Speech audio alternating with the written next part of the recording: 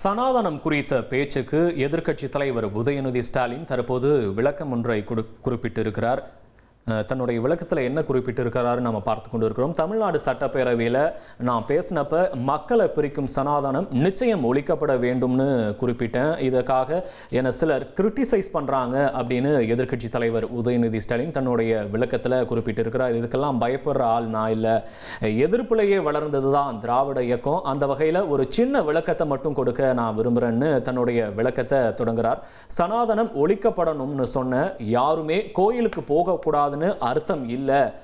எதிர்க்கட்சி தலைவர் உதயநிதி ஸ்டாலின் இந்த விளக்கத்தை கொடுத்திருக்கிறார். கோயிலில் மட்டுமில்லை, சொசைட்டிலையுமே எல்லாருக்கும் ஈக்குவல் உரிமை இருக்கணும்னு அர்த்தம்.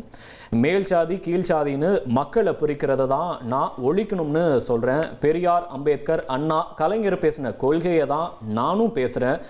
நாங்கள் யாருடைய கடவுள் நம்பிக்கைக்கும் எதிரானவங்க இல்லை, ஆனால் இன்இக்வாலிட்டியும் ஆப்போசிஷனையும் கடுமையாக எதிர்ப்போம். பிறப்புக்கும் எல்லா உயிருக்கும்னு வள்ளுவர் சொன்னது தான் எங்கள் வழின்னு சனாதனம் குறித்த தன்னுடைய பேச்சுக்கு தற்போது எதிர்க்கட்சி தலைவர் உதயநிதி ஸ்டாலின் ஒரு விளக்கத்தை கொடுத்திருக்கிறார். இனி செல்லும் இடமெல்லாம் செய்தி. தந்தி டிவியின் வாட்ஸ்அப் சேனலை ஃபாலோ பண்ணினா செல்ல இருக்கும் இடமெல்லாம் செய்தி.